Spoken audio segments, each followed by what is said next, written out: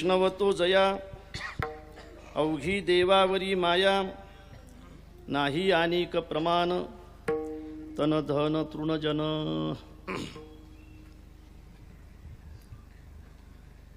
स्वानंद सुखनिवासी श्री संत जोग महाराज यांच्या पुण्यतिथी महोत्सवाच्या निमित्ताने अर्थात शताब्दी पुण्यतिथी महोत्सवाच्या निमित्ताने गेल्या 4 दिवसापासून सुरू असलेला हा अखंड हरिनाम सप्ताह मला वाटते आजचा 5वा दिवस। योग असा आहे पहा, आजचा दिवसही 5वा आहे, आजचा कीर्तनकारही 5 पोर आहे। हे कीर्तनरूपी वाक्पुष्य महाराजांच्या चरणी समर्पित करण्याचा हा सुयोग आहे। त्या निमित्ताने आपण या ठिकाणी सगळेजण बसलेले आहात। कारण याहीपेक्षा या अभंगावर खूप चांगलं चिंतन करू शकतील अशी सगळी मंडळी माझ्यासमोर बसलेली, श्रोते म्हणून बसलेले आहेत। मला असं वाटतं की हा वारकरी संप्रदायाचा समन्वय आहे आणि हाच वारकरी संप्रदायाचा संदेश आहे। एखाद्या वक्त्याने उभं राहावं कीर्तनासाठी आणि त्याहीपेक्षा कितीतरी पटीने विद्वान असलेल्या वक्त्याने त्या कीर्तनाचं श्रवण करावं, हाच खऱ्या अर्थाने वारकरी संप्रदायाचा अत्यंत महत्त्वाचा संदेश आहे। म्हणूनच आपण या ठिकाणी श्रवण म्हणून, श्रोते म्हणून बसलेले आहात।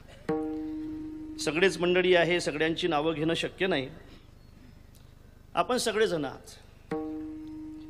अर्थातच आपण सगळेजण जोग महाराजांचे शिष्य आहोत, जोग महाराजांचे पाईक आहोत, जोग महाराजांचे सेवक आहोत आणि म्हणूनच मी असं म्हटलं की आपण सगळेजण आज ठिकाणी उपस्थित आहोत। चिंतन सेवेसाठी निवडलेला जो अभंग आहे तो जगद्गुरु तुकोबारायांचा आहे आणि ज्यांचा पुण्यतिथी महोत्सव आहे ते स्वानंद सुखनिवासी जोग महाराज आहेत। अभंग जगद्गुरूचा आणि पुण्यतिथी महोत्सव जोग महाराजांचा, राशी सारख्याच आहेत। मला असं वाटतं की ह्या राशी जशा सारख्या आहेत ना तशी यांचे विचार सुद्धा सारखे आहेत। जगद्गुरु तुकोबारायांचे जे विचार आपल्याला गाथ्यामध्ये दिसतात तेच विचार स्वानंद सुखनिवासी जोग महाराजांच्या कृतीमध्ये आपल्याला दिसतात। मी असं म्हणेन, वारकरी संप्रदाय हा तत्वाचा संप्रदाय आहे। वारकरी संप्रदायाची जी इमारत उभी आहे ते तर्कशुद्ध पायावर उभी आहे, तर्कशुद्ध पायावर उभी आहे। आणि तर्कशुद्ध पायावर जी इमारत उभी असते ना, ज्या इमारतीला भावनेचा, ज्ञानाचा आणि तर्काचा आधार असतो ना, मला असं वाटते त्याच इमारती या जगामध्ये अत्यंत मजबूतपणाने उभे राहत असतात। ज्याला तर्काचा आधार नाही, ज्याला तत्वाचा आधार नाही, ज्याला भावनेचा आधार नाही, जे पंथ फक्त व्यक्तिनिष्ठ आहेत, ते आपल्याला उंच उंच इमारतीमध्ये दिसत असले तरी त्या इमारती सगळ्या थर्माकोलच्या इमारती आहेत, कधी पडून जातील सांगता येत नाही। याचं कारण त्या इमारती व्यक्तिनिष्ठ आहेत आणि ही इमारत तत्वनिष्ठ आहे। आणि म्हणून तत्वनिष्ठ जे इमारत असेल त्या इमारतीमध्ये राहावं, त्या इमारतीमध्ये येणं जाणं चालू राहील, पण त्या इमारतीतले तत्व मात्र तेच राहतील। आणि म्हणून हा जो संप्रदाय बांधलेला आहे, हा संप्रदाय हा जातीने बांधलेला संप्रदाय नाही, शेवटच्या चरणामध्ये आहेस, तर हा संप्रदाय तत्वाने बांधलेला संप्रदाय आहे। बघा, आपण जगद्गुरु तुकोबारायांच्या तत्वाचा ज्यावेळेला आपण विचार करतो ना, त्यावेळेला या माणसाजवळ हे तत्व यावेत कुठून? अरे वयाच्या 17व्या वर्षीच्या माणसाने खऱ्या अर्थाने कवित्वाची सुरुवात करावी, अभंगाची सुरुवात करावी, या माणसाकडे ह्या तत्व आलेत कुठून, त्याचा जर आपण विचार केला, त्याचा जर आपण परामर्श घेतला आणि कोणाला जर विचारलं तर तत्वज्ञ हेच सांगतायत की जगद्गुरु तुकोबाराय आपल्याला या युगामध्ये जरी जगद्गुरु म्हणून दिसत असले, तुकाराम महाराज म्हणून दिसत असले, तरी जगद्गुरु तुकोबाराय हे पहिले प्रल्हाद होते. पूर्वी जो प्रल्हाद तोची झाला अंगद, तोची उद्धव प्रसिद्ध कृष्ण अवतारी. विठ्ठल विठ्ठल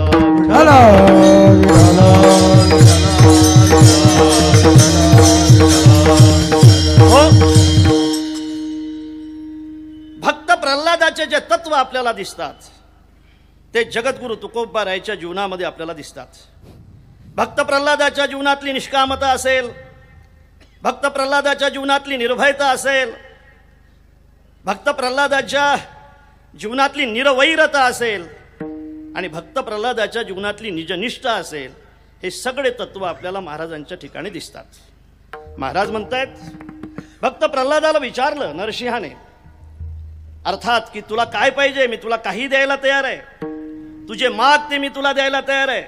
इतकं चांगलं चिंतन तू सांगितलंय, इतकं चांगलं तू भजन सांगितलं, आता तुला बुक्का लावला पाहिजे ना. अर्थात तुला काय पाहिजे हे सांग. त्यावेळेला भक्त प्रल्हादजी असं म्हणतायत, आपण सगळे ज्ञाती आहात की देवा मला नको. विठ्ठल विठ्ठल विठ्ठल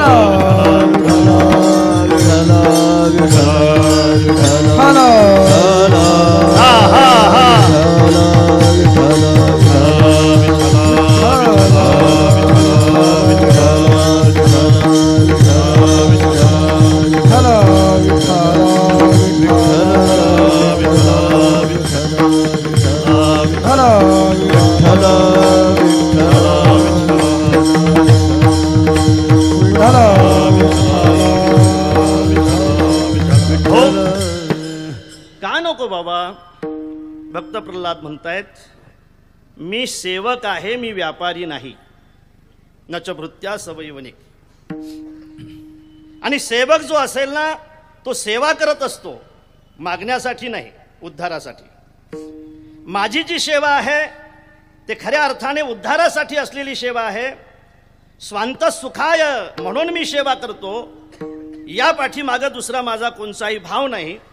मला तुझ्याकडून काहीही नको. नाही नाही, काहीतरी मागितलं पाहिजे. सेवा केली तू, सांग तुला काय पाहिजे. त्यावेळेला प्रल्हादांनी मागून घेतलंय की बाबा मला जर तुला द्यायची इच्छा असेल तर एकच दे, मला याच्यानंतर कधीही कोणाच्या पुढे मागण्याची इच्छा होऊ देऊ नको, हेच दे. मला असं वाटतं की भक्त प्रल्हादाची निष्कामता जी आहे तेच माझ्या महाराजांच्या जीवनामध्ये, अर्थात जगद्गुरु तुकोबारायांच्या जीवनामध्ये दिसते. महाराज म्हणताय काही मागणे आम्हा अनुचित, वडिलांची रीत, वडिलांची रीत, काही मागणे आम्हा अनुचित, वडिलांची रीत चालत असो, वडिलांची रीत चालत असो. काही मागणे काही मागणे आम्हानुचित, काही मागणे आम्हानुचित, काही मागणे आम्हानुचित, वडिलांची रीत चालत असो, वडिलांची रीत चालत असो, वडिलांची रीत चालत असो, वडिलांची रीत चालत असो. आमच्या वडिलाची ही पद्धत आहे, आमच्या वडिलाची ही रीती आहे. त्या पद्धतीने मी थोडक्यात सांगेल, वेळ अत्यंत अल्प आहे. भक्त प्रल्हादाच्या जीवनामध्ये जी निष्कामता आहे ते महाराजांच्या जीवनामध्ये आहे, म्हणून महाराज भक्त प्रल्हाद आहेत. भक्त प्रल्हादाच्या जीवनामध्ये जी निर्वैरता आहे ती सुद्धा महाराजांच्या जीवनामध्ये आपल्याला दिसते. मंबाजीबाने काट्याने जरी मारलं तरी महाराज त्याचे पाय चपण्यासाठी त्याच्या घरी जात असतील तर ही निर्वैरताच आहे. खऱ्या अर्थाने रामेश्वर भट्टाचा स्वीकार करून जर त्याला टाळकरी बनवत असतील तर मला असं वाटतं ही निर्वैरताच आहे, निष्कामता आहे, निर्वैरता आहे, आणखी निर्भयता आहे. महाराज नाहीत घाबरले कोणाला. महाराजांची प्रमाणं बघा आपण, आपल्या लक्षात येईल. निर्भयता सुद्धा आहे आणि निजनिष्ठा आहे. महाराजांनी पंढरपूरला सोडून आणि पांडुरंगाला सोडून दुसऱ्यावर कोणावरही निष्ठा ठेवली नाही. मला वाटतं हे सगळे गुण जर महाराजांच्या ठिकाणी असतील तर महाराज प्रल्हाद आहेत. आहे तसं वचनच आहे. नंतरचे महाराज अंगद आहेत. कारण अंगदाजीने अशी शिष्टाई केली.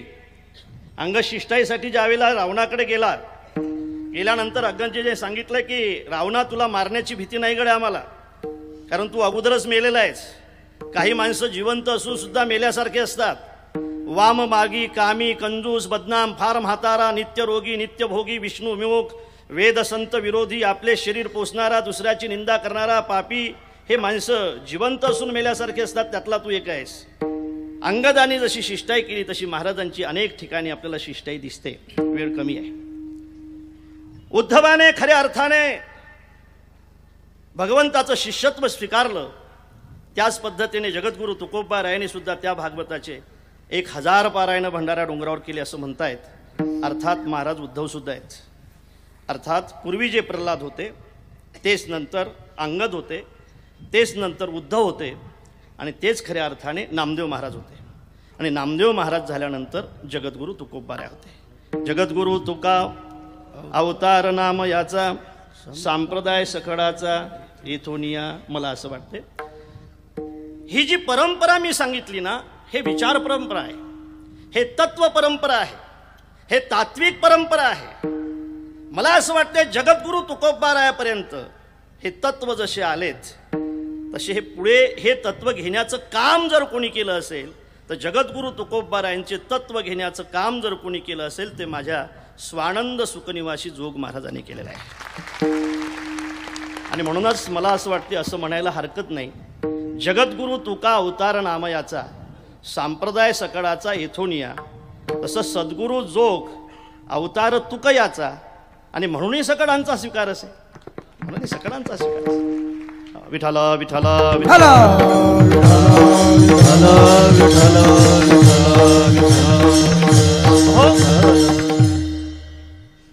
नासो मुनिम यस्य मतन्न भिन्नम.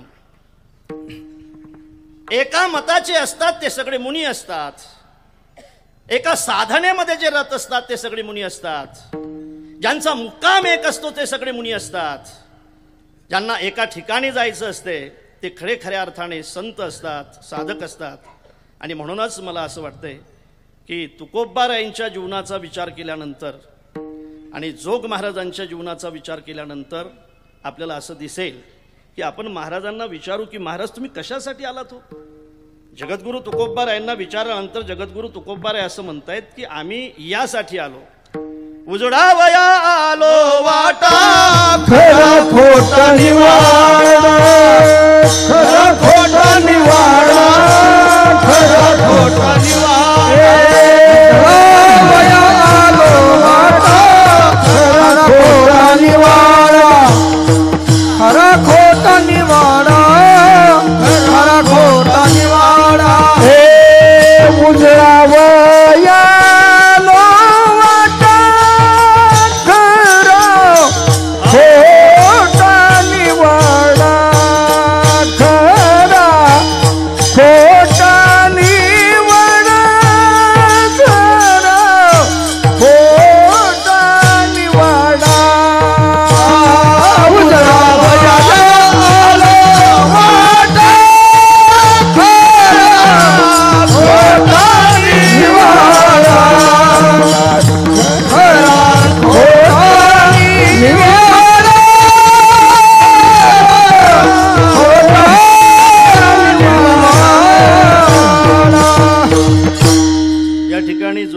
बद्दलच बोललो पाहिजे. म्हणून उजडावया आलो वाटा, खरा खोटा निवाडा.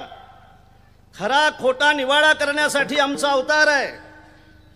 आणि स्वानंद सुखनिवासी जोग महाराज सुद्धा 1907 साली खऱ्या अर्थाने खऱ्याचा आणि खोट्याचा निवाडा करतायत. एनगाव नावाचं गाव खानदेशामध्ये, त्या ठिकाणी महाराजांचं कीर्तन महाराजांच्या कीर्तनाचा विषय खरा खोटा निवाडा. गुरुन हत्वा ही महानुभावान या पदाचा खऱ्या अर्थाने धागा घेऊन आम्ही फार पौराणिक आहोत असा विचार लोकांमध्ये सांगणारे त्या काळातले ते पांथिक त्या कीर्तनाला होते. आणि महाराजांनी ज्यावेळेला खरा खोट्याचा निवाडा केला आणि महाराज जे बोलून गेले खऱ्या अर्थाने त्यांनी तो संदेश पंजाबमध्ये पाठवला. पंजाबमध्ये संदेश गेल्यानंतर त्या ठिकाणी महाराजांच्या नावाने जळगाव खानदेश या ठिकाणी कोर्टामध्ये त्या खटला भरला गेला. महाराजांना त्या ठिकाणी जावं लागलं. महाराज त्या ठिकाणी गेल्यानंतर अनेक नावं मामासाहेबांनी त्यामध्ये दिलेले आहेत. एनगावकर आहेत महाराज, गोंडोजी महाराज आहेत, आणखी तोताराम महाराज आहेत, सुंदर पाटील आहेत, अशी मंडळी त्या ठिकाणी महाराजांच्या सोबत होती. खऱ्या अर्थाने विजय आपलाच होणार आहे असं वाटत होतं पुढच्या कंपनीला, पुढच्या त्या पार्टीला. महाराज त्या ठिकाणी विचार करत होते आणि वकिलाने सांगितलंय, न्यायाधीशाने सांगितलंय की आता महाराज एखादा असा पुरावा तुम्हाला आणावा लागेल की खऱ्या अर्थाने तो सरकारी असला पाहिजे आणि तो पुरावा तुम्ही जर आणू शकत नसाल तर मग मात्र तुम्हाला आता आज जावं लागेल. महाराज त्या ठिकाणी थांबले. 3 दिवसामध्ये हा निर्णय द्यायचा होता. 3 दिवसामध्ये पुरावा आणायचा होता. पुरावा आणायचा कसा? खरं म्हणजे आपल्याला कोणीतरी सांगितलं होतं, पण कोणी सांगितलं होतं हे आठवत नव्हतं.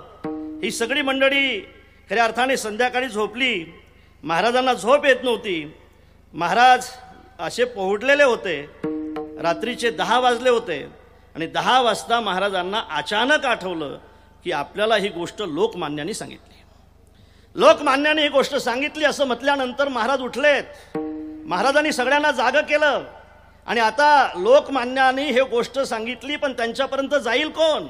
आता जायचं कसं? त्यावेळेला ती मुंबई फार दूर होती, आता जवळ आहे. आणि म्हणून त्या ठिकाणी 11ची गाडी होती म्हणे. एका वकिलाला पाठवल्यानंतर लोकमान्याकडे जायचं होतं. त्या विटीजवळ ती गाडी थांबली. थांबल्यानंतर ते वकील खाली उतरले आणि नेमके लोकमान्य सुद्धा एका गाडीमध्ये बसून जात होते. त्यांच्यावर देहद्रोहाचा खटला चालू होता आणि जात असताना त्या वकिलाने महाराजांना पाहिलं, टिळकांना पाहिलं. वकील धावत धावत गेले. टिळकाच्या गाडीमध्ये टिळकाने त्यांना बसवून घेतलं. सगळा विचार ज्यावेळेला वकिलाने टिळकांना सांगितला त्यावेळेला टिळकाने तशीच ती गाडी फिरवली आणि लायब्ररीकडे आणली. हंटर नावाचे त्यावेळेचे इंग्रजांचे इतिहासकार होते. हंटर त्यांचं नाव होतं आणि त्या इतिहासकाराने ही सगळा वृत्तांत लिहिलेला होता. लोकमान्य त्या लायब्ररीमध्ये गेले. ते लायब्ररीतलं जे पुस्तक काढलं, त्या पुस्तकातून तो मजकूर काढला आणि तो मजकूर वकिलाच्या हाती दिला. ती सगळी माणसं तिकडे काळजी करत होते. 2 दिवसामध्ये, अर्थात उद्या जर आला नाही पुरावा तर एखाद्या वेळेला महाराजांना आज जाणं नक्की झालं होतं. त्या ठिकाणी तो पुरावा तर सापडला, पण हे पुस्तक आता जिल्ह्याच्या बाहेर नेता येत नाही कलेक्टरच्या परवानगीशिवाय. म्हणून टिळकाने तशीच ती गाडी कलेक्टरकडे नेली. लोकमान्य टिळकाने ती परवानगी काढून दिली. वकिलाच्या ताब्यामध्ये ते पुस्तक सापडलं. वकील ते पुस्तक घेऊन आले आणि तो पुरावा महाराजांनी कोर्टामध्ये सादर केला आणि तो पुरावा पाहिल्यानंतर त्या कालामध्ये वारकरी संप्रदायाचा खऱ्या अर्थाने विजय झाला. तो विजय वारकरी संप्रदायासाठी अत्यंत महत्त्वाचा होता. विठाला विठाला कुंडली कवरदा हरी विठ्ठल श्री ज्ञानदेव.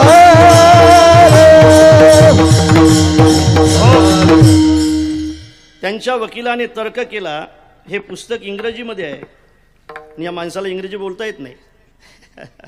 त्यावेळेला मला इंग्रजी बोलता येत नाही एवढंच महाराजांना बोलता येत होतं. ते इंग्रजीमध्ये सांगितलं आणि खऱ्या अर्थाने तो त्यावेळेचा वारकरी संप्रदायाचा विजय होता. ज्या खऱ्या खोट्याचा निवाडा करण्यासाठी जगद्गुरू तुकोबाराय आले, त्याच खऱ्या खोट्याचा निवाडा आमच्या स्वानंद सुखनिवासी जोग महाराजांनी 1907 मध्ये जर केला असेल तर मला असं वाटते की जोग महाराज म्हणजे महाराजच होते. मी असं म्हणेल की दुसराही आपण विचार करत असताना जगद्गुरु तुकोबारायांचं येणं जसं ठरलं होतं तसं जगद्गुरु तुकोबारायांचं सदैव वैकुंठाला जाणं सुद्धा ठरलं होतं. महाराज म्हणताय आता दिसो नये जना ऐशे करा नारायणा, हे महाराजांचं ठरलं होतं. जगद्गुरु तुकोबारायांचं जाणं जसं ठरलेलं होतं तसं स्वानंद सुखनिवासी जोग महाराजांचं जाणं सुद्धा त्यांनी ठरवलेलंच होतं. महाराज आजारी होते. महाराज अनेक रोग आपल्या सोबत घेऊन हे सगळं कार्य करत होते.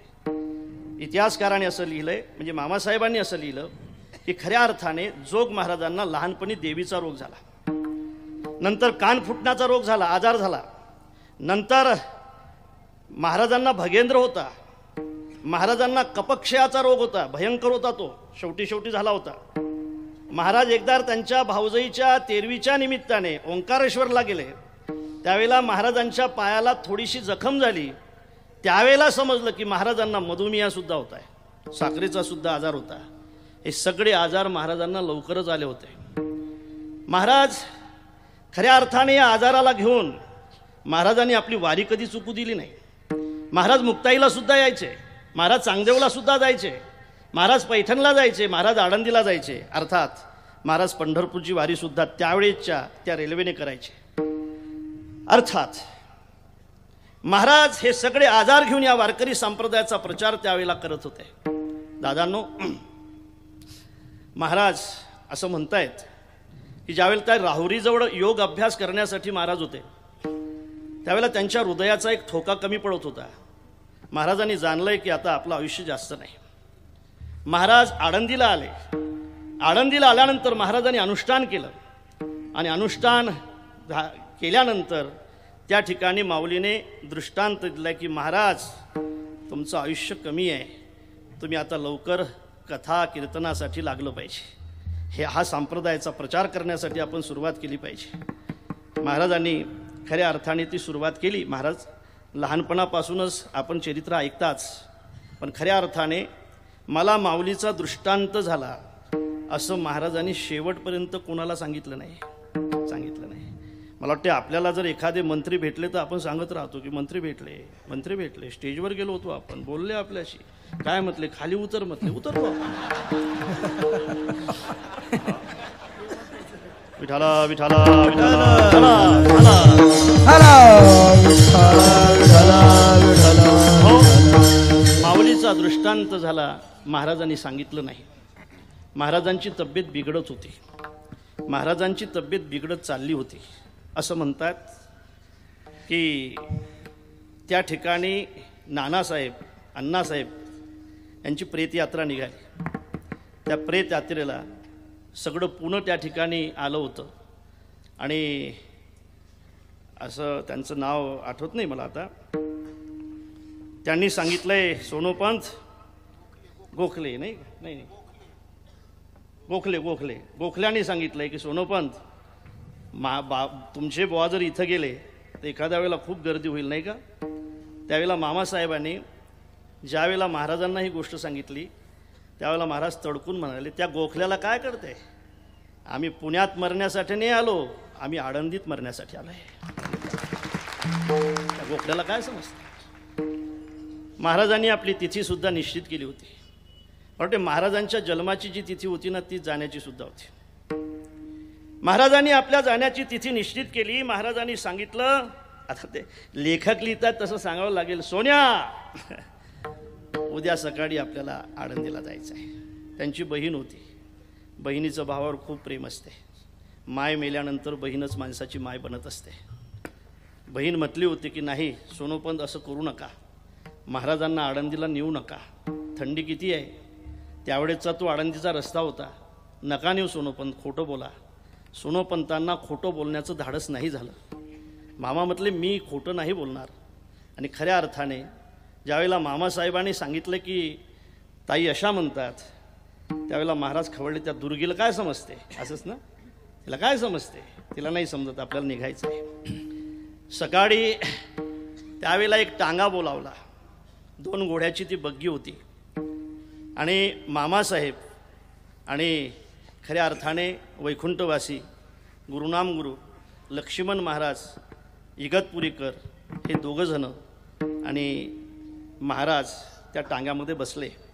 थंडी मी म्हणत होती, सगळे पडदे लागलेले होते. असं माहीतच नव्हतं की पुढे काय वाढवून ठेवलंय म्हणून.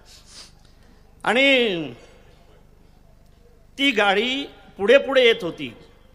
अत्यंत कठीण रस्ता होता. लेखक लिहितायत 50 वर्षाच्या अगोदरचे इतिहास म्हणजे लेखक लिहित आहेत की त्याही वेळेला तर 100 वर्षाच्या अगोदरचा तो रस्ता किती बेकार असेल. त्या रस्त्याने ती गाडी आली आणि ज्या वेळेला इंद्रायणी नदीवरचा फरस लागला त्यावेळेला महाराजाने विचारलं, सोन्या आळंदी आली का रे? खरं म्हणजे आळंदी आली का असं विचारल्यानंतर मामासाहेबांनी सांगितलं, हो आली आळंदी, चाल गड्या आता आपण मरायला मोकळे झालो. तरी सुद्धा कळलंच नाही. तो टांगा तसाच घासवाले धर्मशाळेमध्ये आला. आल्यानंतर काही मंडळी त्या ठिकाणी जमली, त्याच्यात जगन्नाथ बुवा म्हणून होते. आणि ही सगळी मंडळी त्या ठिकाणी जमली. महाराजांनी सांगितलं, आता मला थोडा विचार म्हणजे शांत राहायचं आहे, आपण सगळे निघून जा. सगळे गेलेत, पण जगन्नाथ बुवा थांबले होते. त्या ठिकाणी मामासाहेब इंद्राणीचं तीर्थ आणण्यासाठी गेले. तीर्थ आणून येत असताना बाहेरच होते. त्या ठिकाणी महाराजांनी सांगितलं की मामासाहेबांना बोलवा. मामासाहेब तिथं गेले. गेल्यानंतर त्यांनी सांगितलं की बघा मला आता इथं बसवा, असंच ना, उत्तरेकडे माझं अर्थात तोंड करून बसवा. त्यांना तसं बसवलं आणि बसवल्यानंतर घासवाल्या धर्मशाळेमध्ये त्या ठिकाणी उत्तरेकडे मुख करून महाराजांना बसवलं. आणि बघा महाराज उत्तरेकडे मुख करून बसले आणि महाराज कोणालाच न समजता निघून गेले. ज्या वेळेला महाराज गेले असं जगन्नाथ महाराजांना समजलं त्यावेळेला जगन्नाथ महाराज आक्रंदून म्हणाले की सोनोपंत आपले महाराज गेलेत. मला असं वाटतं की हे सगळं ठरूनच होतं ना, ठरूनच होतं ना. अरे आत अग्निज्योतीचा प्रकाशू वरी शुक्ल पक्ष आणि दिवसू आणि सामासा मासू उत्तरायण, हे सगळं ठरून होतं. गुरुवारचा दिवस होता, अर्थात गुरुवारचा दिवस होता. आणि गुरुवारच्या दिवशी आपल्या सगळ्यांचे गुरुनाम गुरु जोग महाराज आपल्याला सोडून निघून गेले. विठ्ठल विठ्ठल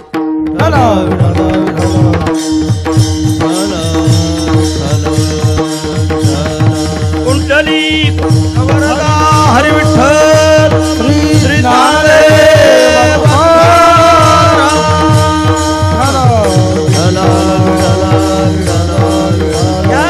ह्या घटना ठरून असतात. जगद्गुरु तुकोबारायांनी जसं ठरून आपलं सदेह वैकुंठ गमन केलं तसं स्वानंद सुखनिवासी जोग महाराजांनी सुद्धा ठरवून आपलं वैकुंठ गमन केलं. या ठिकाणून निघून गेले. खऱ्या अर्थाने त्याला 100 वर्ष पूर्ण होत आहेत. आजचा माझ्या अभंगाचा तो विषय नाही, पण हा विषय मांडल्याशिवाय मला आजचं कीर्तन करावं वाटलंच नाही. पुढे वेळ असेल तो असेल, नसला तरी चालेल. मग हाच विषय मांडणं या ठिकाणी महत्त्वाचं आहे. जोग महाराज सगळ्यांना माहीत असले पाहिजेत. जोग महाराज घराघरामध्ये गेले पाहिजेत. अरे हे सगळं प्रागट्य कशामुळे? मला माहित आहे की तुम्ही ताल घेऊन जन्माला आलात. ताल जन्मताच सोबत येत असतो, पण त्या तालाला कोणीतरी प्रगट करणारा भेटणंही महत्वाचा असतो ना. मला माहित आहे तुम्ही स्वर घेऊन जन्माला आलात. स्वर जन्मताच सोबत येत असतो, पण त्या स्वराला प्रगट करणारा कोणीतरी भेटणं महत्वाचा असतो ना. मला माहित आहे तुम्ही वक्ता होता. जन्मताच वक्ता येत असतो, पण त्या वक्त्याला प्रगट करणारा कोणीतरी भेटणं महत्वाचं असतो ना. मला असं वाटतं की या तालाला, या स्वराला आणि या वक्त्याला प्रगट करणारी संस्था जर त्या कालामध्ये प्रगट झाली नसती तर आपलं प्रागट्यच झालं नसतं. प्रागट्यच झालं. जन्मावस्था ही प्रागट्य महत्वाचं आहे. आणि ती प्रगट करणारी जर संस्था, मी परंपरेने संस्थेचाच आहे, परंपरेने गजानन महाराज संस्थेचा विद्यार्थी म्हणजे परंपरेने संस्थेचाच आहे. मला असं वाटतंय की खऱ्या अर्थाने हे प्रागट्य आपल्याला दिसते. ती श्री संत जोग महाराजांचं प्रागट्य असेल तर जोग महाराज कोण होते? जोग महाराज निष्ठावंत वारकरी होते. जोग महाराज कोण होते? जोग महाराज फार मोठे संत होते. मला सांगू द्या, जोग महाराज फक्त त्यांचं नाव विष्णू नव्हतं, तर ते खरे वैष्णव होते. आणि वैष्णव होते म्हणूनच खऱ्या अर्थाने वैष्णवाचं काय लक्षण आहे ते महाराजांच्या ठिकाणी वैष्णव तो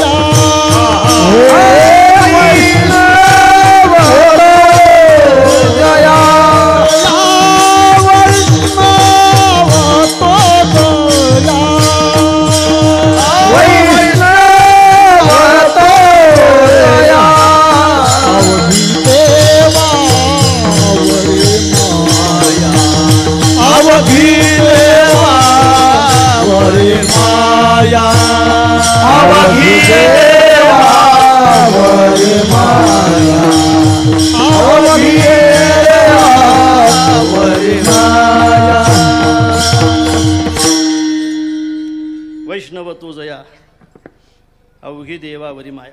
तो घड्याळ मला खुणवतो.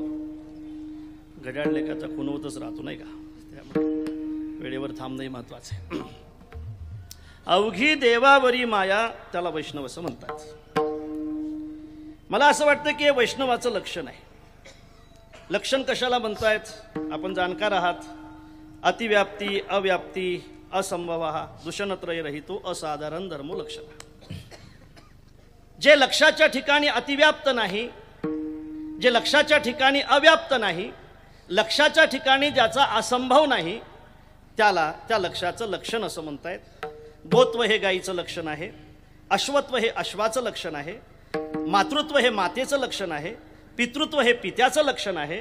मला वाटतं पितृत्व हे जर पित्याचं लक्षण असेल, मातृत्व जर हे मातेचं लक्षण असेल, अश्वत्व हे जर अश्वाचं लक्षण असेल आणि गोत्व जर गाईचं लक्षण असेल, तर वैष्णवाचं सुद्धा काहीतरी लक्षण असेलच ना. मग वैष्णवाचं लक्षण कोणचं? वैष्णव तो जया अवघी देवावरी माया हे वैष्णवाचं लक्षण आहे. या लक्षणाने जे युक्त असतात त्यांना वैष्णव असं म्हणतात. अशी व्याप्ती करायला हरकत नाही. या लक्षणाने जे युक्त आहेत ते खऱ्या अर्थाने वैष्णव आहेत. अवघी देवावरी माया, आपली माया नाही असं नाही, आपली थोडी थोडी माया. पण अवघी देवावरी माया याला का म्हणतात? अवघी देवावरी माया म्हणजे काय? मला असं वाटतं की विचार असा सांगता येईल की माया म्हणजे प्रेम. प्रेमाचे काही प्रकार आहेत. एक प्रकार असा आहे की ज्याला धारणारती असं म्हणतायत. दुसरा प्रकार असा आहे की ज्याला सामंजसारती असं म्हणतायत. आणि तिसरा प्रकार असा आहे की ज्याला समर्थारती असं म्हणतायत. अर्थात आपल्यावर दुःख आल्यानंतर जे धारण केल्या जाते ना भक्ती, जे भगवंतावर प्रेम केल्या जाते, मला असं वाटतं धारणारती आहे. की दुःख आल्यानंतर भगवंतावर केलेलं प्रेम अर्थात त्याचा केलेला धावा ही धारणारती भक्ती आहे. हे कोणी केली? आपण सगळे जाणकार आहात. हे द्रौपदीने भक्ती केली. ज्या वेळेला द्रौपदीवर फार मोठं संकट आलं त्याचं कारण असं होतं की पांडवांना द्यूत खेळण्याचं ज्ञान नव्हतं. आणि ज्याला द्यूत खेळण्याचं ज्ञान नाही त्याने द्यूत खेळू नये. तरी पांडव बसल्यानंतर पांडवांकडून युधिष्ठिर खेळत होते, कौरवाकडून शकुनी खेळत होता. द्यूत चालू झालं. शकुनी त्याच्यामध्ये हुशार होता. आता धर्मराजाला काही खेळता येत नव्हतं. एक एक वस्तू डावावर मांडता सगळ्याच गोष्टी ज्या वेळेला संपल्या त्यावेळेला युधिष्ठिर म्हटले की खरंच मामाच ना, हो मामा, आता माझ्याजवळ डावावर मांडण्यासाठी काही नाही. डावावर मांडण्यासाठी काही नाही असं म्हटल्यानंतर शकुनी म्हटला की युधिष्ठिर तुमच्याकडे आहे. म्हटले काय आहे? तुमचे भाऊ आहेत ना. भाऊ आहेत असं म्हटल्यानंतर भान हरवलेले युधिष्ठिर आपल्या भावांना सुद्धा डावावर मांडतात. पहिले अर्जुनाला, नंतर भीमाला, नंतर नकुलाला, नंतर सहदेवाला. तो क्रम सुद्धा असा का लावला त्याचा एक विचार आहे. आपल्याजवळ वेळ कमी आहे. भावाला डावावर मांडल्यानंतर युधिष्ठिर म्हणतात की आता माझ्याजवळ डावावर मांडायला काय, आता तर काहीच नाही. म्हटले आहे ना, तू आहे ना. स्वतः सुद्धा डावावर मांडून घेत आहेत आणि डावावर मांडल्यानंतर हारतायत. हारल्यानंतर आता युधिष्ठिर म्हणतात की मी सुद्धा हारलो, आता माझ्याजवळ काय डावावर मांडायला आहे ना. म्हणे एक गोष्ट, द्रौपदी आहे ना, द्रौपदीला सुद्धा डावावर मांडल्या जाते.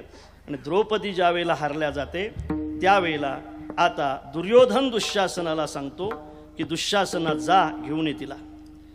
दुःशासन जातो, आवाज देतो, ए द्रौपदी, द्रौपदी. असा आवाज आल्यानंतर द्रौपदी म्हणते, भाऊजी असं काय बोलतोय तुम्ही? हो, मी तुमची भाऊजी आहे, माझ्याशी तुम्ही आवाजावं बोलायला पाहिजे. तुम्ही द्रौपदी म्हणताय मला, आपल्या घराण्याची पद्धत नाही ही. आजपर्यंत तू आमची कोणी होसी, आजपासून तू आमची दाशी आहेस आणि तुला आता सभेमध्ये चाललं पाहिजे. सगळ्यांना माहीत आहे की ज्या वेळेला द्रौपदी दुःशासनाची विनंती करते की भाऊजी असं करू नका, मी सभेमध्ये खरं म्हणजे येऊच नाही म्हणजे आणि येण्याच्या लायकही नाही. खरं काय, ज्याचं कारण काय, याचं कारण सांगत असताना द्रौपदी म्हणते मी रजस्वला आहे, मी एक वस्त्र आहे. त्यावेळेला दुःशासन म्हणतो, रजस्वलाया भवयाज्ञसेनी एकांबरा वाप्य थवा विवस्त्रा. एक वस्त्र असतील वा विवस्त्र असतील, द्विते जिताशाशी कृताशी दासी दासीषु वाशश्च यथोपजोषम. अर्थात तुला आता मालकाने बोलावलं, तू तिथं आलं पाहिजे. आणि द्रौपदीचे केस पकडून ज्या वेळेला या ठिकाणी दुःशासन पुढे ओढतो, द्रौपदीला त्या सभेमध्ये घेऊन येतो आणि त्या ठिकाणी द्रौपदी आपल्या मालकांकडे पाहते. ते सगळे तिचे पती खाली पाहत असतात. पितामहांकडे पाहते आणि पितामहाकडे पाहून द्रौपदी असं म्हणते, पितामह नसा सभा यत्र नसंती रुद्धा. ज्या सभेमध्ये एकही रुद्ध नाही ती सभा नाही. जो रुद्ध धर्म जाणत नाही तो रुद्ध नाही. ज्या धर्मामध्ये सत्य नाही तो धर्म नाही. जे सत्य निष्कपट नाही ते सत्य नाही. सत्य निष्कपट असलं पाहिजे, धर्मामध्ये सत्य असलं पाहिजे आणि असा धर्म जाणणारा एखादा म्हातारा सभेमध्ये असला पाहिजे. पितामह आहात तुम्ही धर्म जाणत नाही. अरे हे काय चाललंय इथं? त्यावेळेला पितामह म्हणतायत, पोरी धर्म तू जाणत नाहीस. म्हटल्या मी कसा जाणत नाही? तुझे पती द्यूत खेळले, काय झालं त्या द्यूतामध्ये? तुझे पती हारलेत. आणि कोण कोण हारलं? सगळे पती हारलेत. युधिष्ठिर म्हटले युधिष्ठिर सुद्धा हारलेत. द्रौपदी त्या ठिकाणी तर्क करते, पितामह जो माणूस पहिले डावामध्ये हारलेला आहे त्या माणसाला दुसऱ्या व्यक्तीला डावावर मांडण्याचा काय अधिकार आहे? मला का त्याने डावावर मांडलं? आणि त्या ठिकाणी द्रौपदी ज्या वेळेला प्रभूचा धावा करते, ही जी भक्ती आहे ती धारणारती आहे. विठ्ठल विठ्ठल विठ्ठल हो, आपल्यासाठी आणि भगवंतासाठी जी केल्या जाते ती रुक्मिणीची भक्ती आहे, ती सामंजसारती आहे. आणि शेवट खऱ्या अर्थाने जी फक्त देवासाठीच केल्या जाते, फक्त भगवंतासाठीच केल्या जाते, ती समर्थारती आहे. आणि अशी जी भक्ती केली असेल, अशी जी भक्ती केल्या जात असेल आणि असा जो भक्त असेल, मला वाटते त्याला वैष्णव म्हणतायत. वैष्णव तो जया अवघी देवावरी माया. आणि देवावरी अवघी माया असल्यामुळे नाही अनेक प्रमाण तन धन तृण जन. विठ्ठल विठ्ठल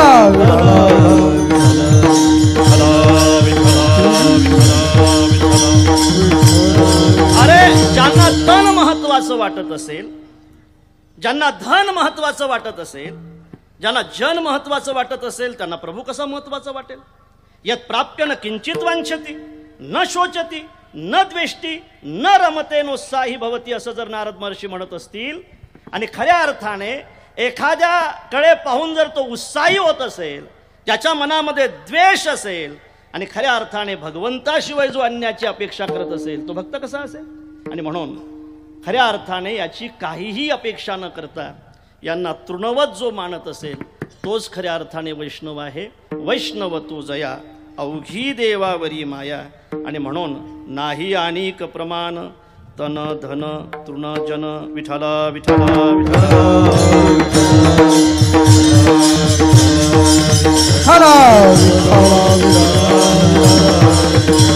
हो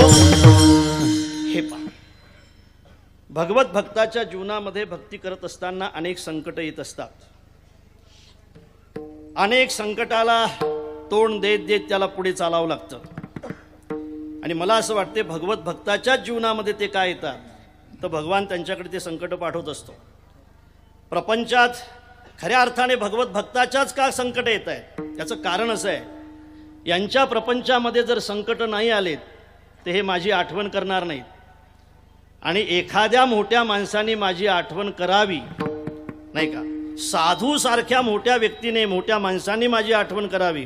आणि म्हणूनच खऱ्या अर्थाने भगवान त्यांच्या प्रपंचामध्ये संकटाला पाठवत असतात. आणि म्हणून संकट अनेक येत असतात.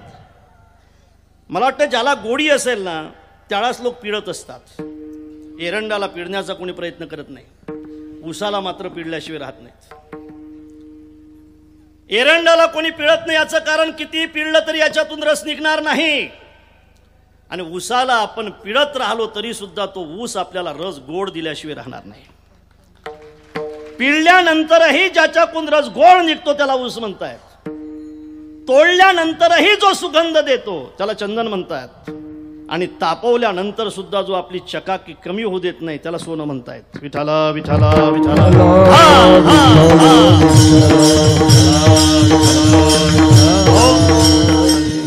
पिळणाऱ्या माणसाला सुद्धा गोड रस देणारा जसा ऊस आहे, तोडणाऱ्या माणसाला अत्यंत चांगला सुगंध देणारा जसा चंदन आहे, तापवणाऱ्या माणसाला चांगली चकाकी देणारं जसं सोनं आहे, तसं त्रास देणाऱ्याचा उद्धार करणारे फक्त संतच आहे. लक्षात ठेवा. त्रास दिला तरी चालेल पण मी मात्र तुमचा उद्धार केल्याशिवाय राहणार नाही. हे संतच आहेत. आणि म्हणूनच खऱ्या अर्थाने या मार्गामध्ये संकट येत असतात. या मार्गामध्ये संकट आणणारे अनेक असतात. अनेक प्रमाणे आपल्याला पाहता येतील. पण मला असं वाटतंय ज्याला मुक्कामाला जायचं असेल त्यांनी संकटाचा विचार करायचा नसतो. संकट येत राहतील, जात राहतील. एकदा एका महात्म्याकडे बसलेला होतो. त्यांना विचारलं, महाराज किती चांगलं काम केलं तरी लोक त्रास देतात हो, याचं काय उत्तर आहे? त्या महाराजांनी फार चांगलं उत्तर दिलं महाराज, की ते म्हटले, महाराज एक तर माणसाने चांगलं काम करायचं नाही आणि करायचं असेल तर कणायचं नाही.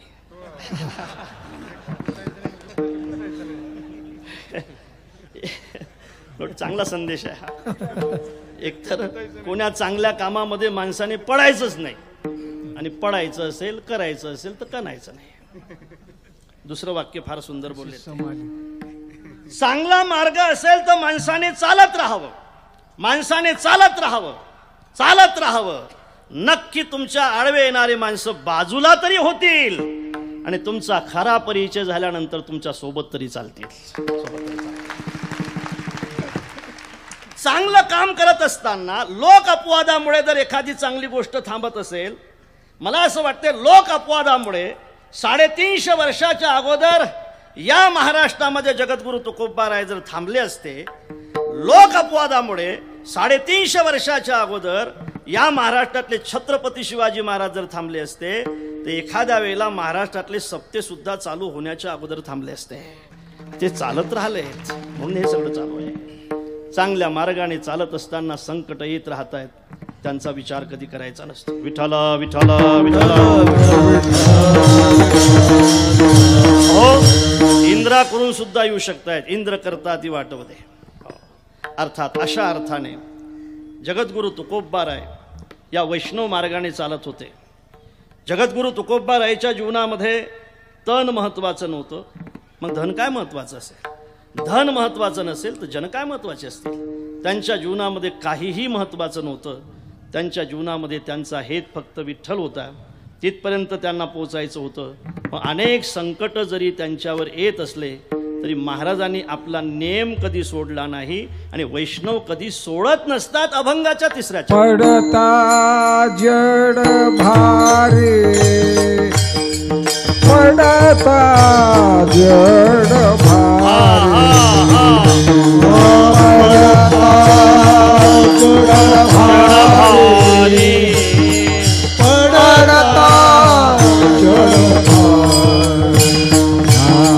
पडता जड भारी,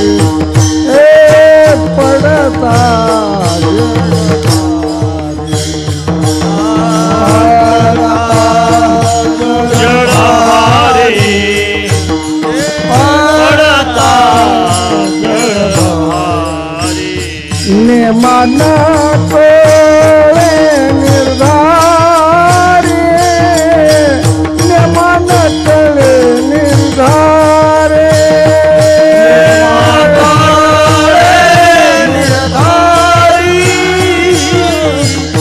नेमान तोळे निर्धारी नेमान तळे निर्धारी नेमान तळे निर्धारी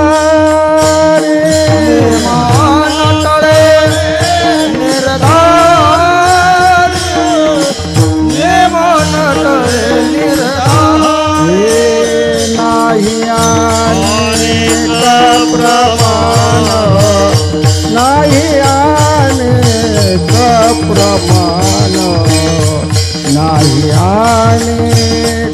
प्रमाण नाही अनेक प्रमाण नाही अनेक प्रमाण नाही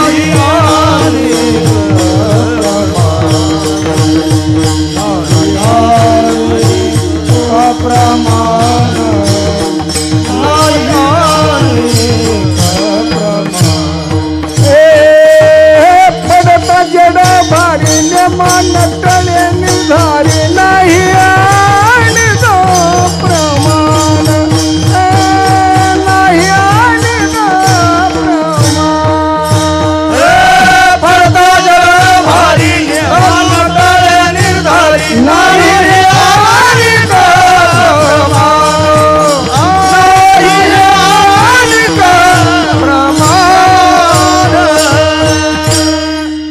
कितीही मोठं संकट आलं तरी सुद्धा आपल्या नेमाला जे बाधा येऊ देत नाहीत ते वैष्णव असतात असं महाराज सांगतायत. महाराज असं पुढे म्हणतायत की बाबा वैष्णव आपल्या नेमाला कधी बाधा येऊ देत नाहीत. आता आपले नेम फार वेगळे असतात. म्हणजे बऱ्याचदा सकाळी चहा सोडला जातो, संध्याकाळी घेतला जातो. उद्या सकाळपर्यंत सोडला म्हणे आणखी सकाळी चालू. आपल्या नियमामध्ये फार कठीण असते. आपला नियम चालू असताना सुद्धा गप्पा चालू असतात. रामभाऊ या भावकीने आपल्याला घोडू घोडू मारलं गंध उगाडताना. आणि भावकी घोडू घोडू मारायसाठीच असते. भावकीने घोडू घोडू मारलं गड्या. काय रामभाऊ म्हणजे आपलं नशीबच फुटकं आहे. आपले भाऊ बरोबर नाहीत रे.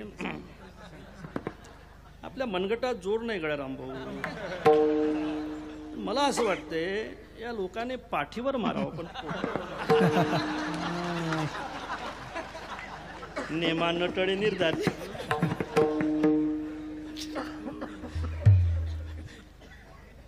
विठाला विठाला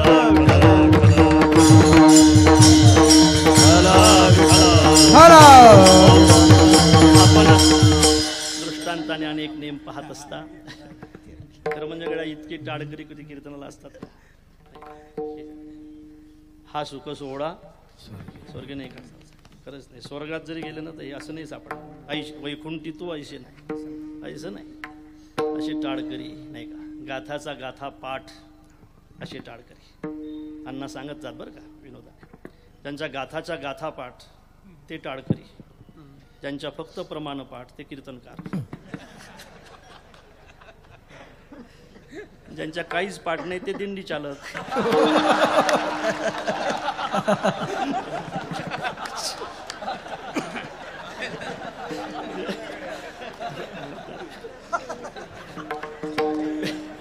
इथले दिंडी चालक सोडून मला एक दुसऱ्याच्या दिंडीत चालावं लागते. विठाला विठाला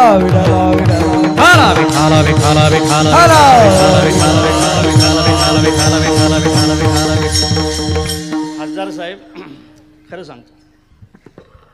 खरं म्हणजे आमचे सगळे खासदार आहेत, हे आमचे सगळे आमदार आहेत. आमदार हा तालुक्यापुरता मर्यादित असतो. खासदार हे जिल्ह्यापुरते मर्यादित असतात. मला असं वाटते कोण्याही कोपऱ्यामध्ये जा, ढोक महाराजांचं नाव विचारा, कोणी सांगतोच. एक नाव घेतलं मी, असे अनेक हे सगळे बसलेले. कोण्याही कोपऱ्यामध्ये जा आणि साधकांना विचारा, डॉक्टर महाराजांची साधना विचारा, कोणी सांगितलं. कोण्याही कोपऱ्यामध्ये जा आणि आमचे बाबांचं प्रेम विचारा, कोणी सांगेल तुम्हाला. कोण्याही कोपऱ्यामध्ये जा, दादांची विद्वत्ता विचारा, कोणी सांगेल तुम्हाला, कोणी सांगेल तुम्हाला. कोण्याही कोपऱ्यामध्ये जी थाप वाजत असेल ना, त्याचा जन्म आळंदीत आहे. म्हणून ज्या ह्या थापा पडतायत ना, ह्या थापा ह्या सगळ्या आळंदीतल्या आहेत. लक्षात, थापा म्हणजे वेगळ्या अर्थाने घेऊ नका. थापानंतर चाटाही असतात. मग कोण्याही कोपऱ्यातला जो स्वर असेल ना, तो मला असं वाटते त्याचा जन्मच आळंदीत आहे. जी थाप वाजत असेल गड्या महाराष्ट्रामध्ये, प्रत्येक थाप पांडुरंग पांडुरंग पांडुरंग पांडुरंग पांडुरंग. आणि जो स्वर असेल ना गड्या महाराष्ट्रातला, तो म्हणत असेल रामचंद्र रामचंद्र रामचंद्र रामचंद्र. हे देण्याचं काम निष्ठेने जर कोणी केलं असेल तर या मातीने केले. ते निष्ठा त्यांच्याकडे जी आली असेल ते खऱ्या अर्थाने या काठी बाबा या बाबांमुळे आलेली ती निष्ठा आहे. काय जगलेत महाराज ही माणसं. खरं म्हणजे बऱ्याचदा असं वाटते असं जगावं, पण जमत नाही. साला खरंच जमत नाही. वाटतं की झालं आपण ते नाही जमत. पाकिट उघडल्याबरोबर लगेच मी असं वाटतंय की खऱ्या अर्थाने काय जगलीत ही माणसं. महाराज तालुक्यापुरते मर्यादित आहे ती माणसं, जिल्ह्यापुरते मर्यादित आहे ती माणसं, महाराष्ट्रामध्ये आहेत. म्हणून हे सगळे आमचे जे खासदार आहेत ना, हे महाराष्ट्रातले खासदार आहेत, महाराष्ट्राचे खासदार आहेत. आणि महाराष्ट्राचे असतात ते मंत्री असतात, मंत्रीच नाही ते मुख्यमंत्री असतात. हे सगळे मुख्यमंत्री आहेत. जिल्हे बदलतात, रोज भाषा बदलते, नाही का. रोज जिल्हे, रोज रोज 3-3 जिल्ह्याचं पाणी, रोज जिल्हे बदलतात, रोज तालुके बदलतात, रोज माणसं बदलतात, रोज जेवण बदलते, अभंग सोडून सगळं बदलते.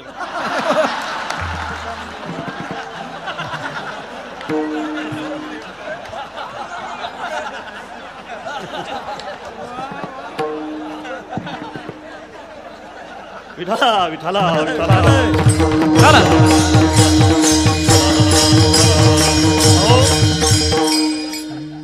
एवढ्या मला माझा जो अनुभव आहे तो सांगितला की एवढ्या अभंगाने जर एवढं मोठं विश्व उभं राहते, नाही का. ज्यांनी सगळे अभंग पाठ केले असतील त्यांचं विश्व किती मोठं असेल. त्यांची सगळी गाथाच्या गाथा पाठ असेल, त्यांचं विश्व फक्त महाराष्ट्रापुरतं मर्यादित नसेल दादा. त्यांचं विश्व हे त्रैलोक्य त्यांचं विश्व असेल. एवढ्याशे अभंग, एवढं मोठं विश्व, एवढे अभंग, त्यांचं विश्व किती मोठं. म्हणून खऱ्या अर्थाने ह्या ज्या थापा आहेत याचा जन्म आळंदीतला आहे. हा जो स्वर आहे याचा जन्म आळंदीतला आहे. सगळ्यांची खऱ्या अर्थाने ही परंपरा आपण पहा, फार मोठी परंपरा आहे. हे ऋषितुल्य परंपरा आहे. याच्यापेक्षा ऋषी कोणाला म्हणतायत महाराज? याच्यापेक्षा कोणची ऋषी असतात? हिमालयामध्ये जाऊन तपश्चर्या करणारी ऋषी आम्ही पाहिले नाहीत. पण मला असं वाटतंय या ठिकाणी ज्यांनी महाराष्ट्रभर या संस्थेचा प्रचार केला, आपली साधना न चुकवता, असे बंकट स्वामी महाराजांसारखे ऋषी आम्ही पाहिले नसले तरी झाले. स्वामी महाराजांसारखे ऋषी जर झाले नसते तर खऱ्या अर्थाने संस्थेला आकारच आला नसता. मला असं वाटतं की मारुती बाबासारखे झाले नसते तर खऱ्या अर्थाने ज्ञानेश्वरी कशी सांगावी हे समजलं नसतं. लक्ष्मण बुवा जर झाले नसते वैकुंठवासी तर खऱ्या अर्थाने भजनात टाळ कसा वाजवावा हे आपल्याला समजलं नसतं. 4 शिष्य पण 4 खुर्चीच्या पायावर जे जोग महाराज रुबाबात बसलेत ना, ते मला वाटतं या पायाच्या भरोशावरच बसलेत. काय प्रचार केला, त्यावेळेला व्यवस्था नसताना प्रचार केला. स्वामींच्या चरित्रातले अनेक प्रसंग आहेत. मला वाटते रामचंद्र महाराज नागपूरकर हे सुद्धा स्वामीनेच आणले, नाही महाराज. नागपूरकडे गेले. हा पोरगा मस्त गायन करत होता, कीर्तनात नाही, कीर्तनात नाही, ते ह्याच्यात. आणि गायन खूपच चांगलं आहे म्हणून परत येत असताना काकड्याला त्यांना काकडा घ्यायचा होता. तिथं जाऊन फळावर जाऊन विचारलं, फळावर, का रे पुरा तुझं नाव काय? म्हणे माझं नाव रामचंद्र. का रामचंद्र नाव हे करतं का, चाल माझ्यासोबत. ते नंतरचे रामचंद्र महाराज नागपूरकर झालेत.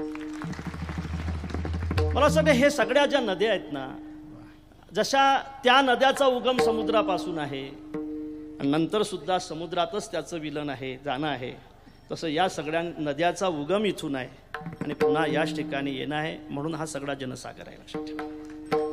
अशा अर्थाने कितीही मोठं संकट आलं तरी ते त्याचा विचार करत नसताल त्याला साधू म्हणतायत, त्याला वैष्णव म्हणतायत. प्रश्न असा आहे बघा, हा किती मोठा समन्वय आहे. मी खरं सांगू का, या महाराष्ट्रातले पहिले पुरोगामी जर कोण असतील तर ज्ञानोबा आहे आणि नंतरचे पुरोगामी जर कोण असतील तर जगद्गुरु तुकोबा आहे. हे पुरोगामित्वच आहे.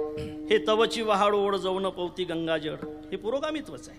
यारे यारे लहान थोर याती भलत्या नारी नर, हे पुरोगामित्वच आहे. मला असं वाटतंय की त्यांनी आपलं सनातनत्व सोडलं नाही, पण सगळ्यांना मार्ग दाखवण्यासाठी ते खऱ्या अर्थाने पुरोगामी बनलेत आणि सगळ्यांना त्यांनी हा मार्ग दाखवला, अत्यंत सुलभ मार्ग दाखवला. आणि सज्जनानो, हे जे वैष्णव आहेत, काय समन्वय आहे बघा. नासो मुनी यस्य मतन्न भिन्नम. साधूचा प्रदेश बदलू द्या, साधूचा प्रदेश बदलू द्या,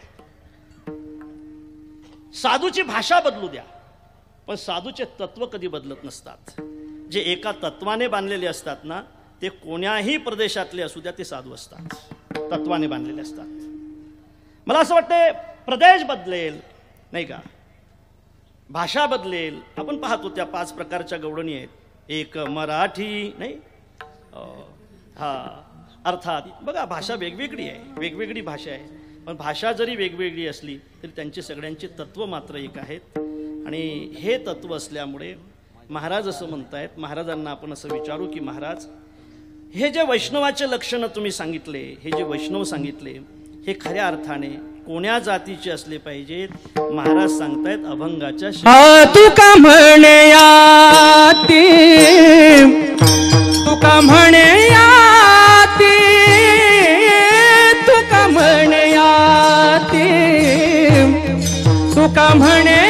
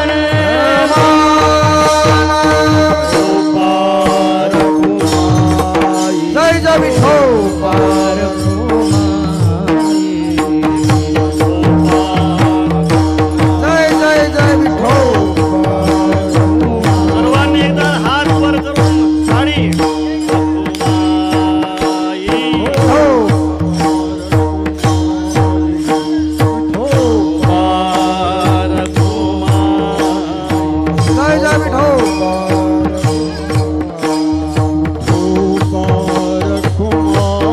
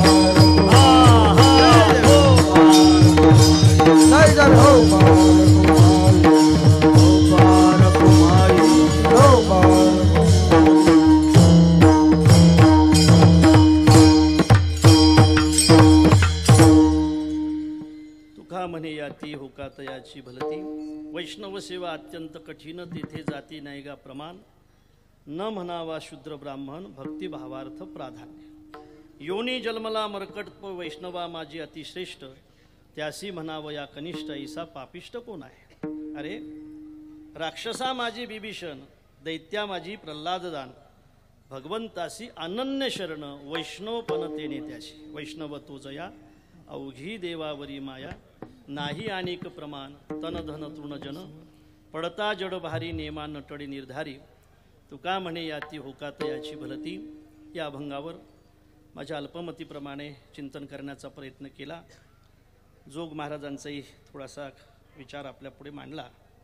जोग महाराज सगळ्यांना माहीत होणं ही गोष्ट अत्यंत महत्त्वाची आहे. खऱ्या अर्थाने जोग महाराजांचे शिष्य सगळ्यांना माहीत आहेत, खरंच माहीत आहेत, सगळ्यांना माहीत. आणि मला वाटते जोग महाराजसुद्धा या शिष्यांकडून आपल्या प्रत्येक गावामध्ये जाणं अत्यंत महत्त्वाचे आहे. आणखी एक सूचना करेल की आपली फार मोठी शक्ती आहे. महाराष्ट्रामध्ये वारकरी संप्रदायाची एवढी मोठी शक्ती असून सुद्धा अप्रस्तुत काही संप्रदाय महाराष्ट्रामध्ये येतात, नाही का, अतात्विक संप्रदाय महाराष्ट्रामध्ये येतात. मला असं वाटतं त्याचाही थोडासा विचार करून आपण आपला संप्रदाय कसा श्रेष्ठ आहे याबद्दलचा विचार लोकांपर्यंत नेणं अत्यंत महत्त्वाचं असेल. तात्विक असते तर आपणही त्याचा विचार केला असता, पण ते अतात्विक आहेत, अप्रस्तुत आहेत. आणि म्हणून वारकरी संप्रदाय हा सर्वश्रेष्ठ संप्रदाय आहे. या वारकरी संप्रदायाची इमारत जरी थोडी लहान दिसत असली तरी याचा पाया मजबूत आहे. आणि ज्या इमारतीचा पाया मजबूत असतो ती इमारत अत्यंत सुरक्षित असते. वारकरी संप्रदायाचा पोशाख जरी साधा असला तरी वारकरी संप्रदायाची बैठक तर्कशुद्ध बैठक आहे. अत्यंत खऱ्या अर्थाने भावनेवर, तर्कावर, ज्ञानावर उभी असलेली बैठक आहे. आणि खऱ्या अर्थाने हा वारकरी संप्रदाय पुढे नेण्याचं काम या शतकातलं जर कोणी केलं असेल तर ते स्वानंद सुखनिवासी जोग महाराजांनी केलं. महाराज खरं म्हणजे काही विद्यार्थी 5वा वर्ग शिकलेले, काही 7वा वर्ग शिकलेले, काही 4था वर्ग शिकलेले. 4था वर्ग शिक्षण हे काय शिक्षण असते का? पण मला असं वाटतं की 4था वर्ग शिक्षण झालेला या संस्थेचा एक विद्यार्थी, मला वाटते व्याकरणाचार्य, काव्यतीर्थ खऱ्या अर्थाने म्हणून अनेक ग्रंथ लिहून वैकुंठवासी झाले. अण्णा फक्त 4थाच वर्ग शिकलेले होते. म्हणून अत्यंत कमी शिक्षण असून सुद्धा अत्यंत चांगले वक्ते ज्या ठिकाणी बनतात, अत्यंत कमी शिक्षण असून सुद्धा फार मोठा अधिकार संपन्न असलेले साधक ज्या ठिकाणी बनतात, अशी ही संस्था आहे. या संस्थेची ही वाटचाल आहे. असे हे जोग महाराज आहेत. माझ्या अल्पमतीप्रमाणे आपल्यापुढे हा विषय मांडण्याचा प्रयत्न केला. सगळे वक्ते याबद्दल बोलतच आहेत. खऱ्या अर्थाने माझी मती जिथपर्यंत चालली तिथपर्यंत चिंतन करण्याचा प्रयत्न केला. जे बरोबर असेल ते माझ्या गुरुजनांचं आहे, जे अयोग्य असेल ते माझ्या अल्पमतीचं आहे. न्यूनते पुरते अधिकते सरते, करून घ्यावे तुमते विनवित असे. पायाच्या प्रसादे काही बोलिलो विनोदे, मज क्षमा करणे संती, नोहे अंगभूत युक्ती, नोहे हा उपदेश, तुमचे बडबडिलो शेष, तुमच्या कृपेचे पोसणे, जन्मोजन्मी तुका म्हणे. अशा अर्थाने आजची कीर्तन रूपी सेवा या ठिकाणी विराम घेते. ज्ञानेश्वर